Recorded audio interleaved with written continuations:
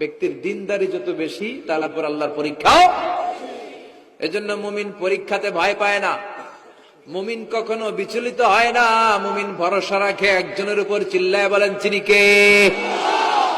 আল্লাহ বললেন পরীক্ষার পর পাহাড় সম পরীক্ষা দিয়ে আমি আমার খলিল ইব্রাহিমকে যাচাই করেছি। একটা পরীক্ষায় ইব্রাহিম ফেল করে নাই, প্রতিটা পরীক্ষায় পাস। এগুলো বলে বলে বিষ্ণুবীর আল্লাহ সান্ত্বনা দিচ্ছেন, নবী ওরা আপনারে গালি দেয় জাদুকর বলে, ওরা আপনারে গালি দেয় গণক বলে, ওরা আপনারে কবি বলে গালি দেয়, ওরা আপনারে পাগল বলে গালি দেয়, একটার পর একটা পরীক্ষায় আপনি জর্জরিত হচ্ছেন। নবী আপনার পিতা ইব্রাহিম তো এর চেয়েও বেশি পরীক্ষায় পড়েছে। দুনিয়াতে আমরাও যারা পরীক্ষার শিখা, আমরাও সাইয়েদনা ইব্রাহিমের জীবনী থেকে শিক্ষা নেওয়ার দরকার আছে না নাই? গালি আসবে, মন্দ কথা আসবে, বিপদ আসবে, জেল জরিমানা আসবে, ঝুঁকি আসবে। এই ঝুঁকি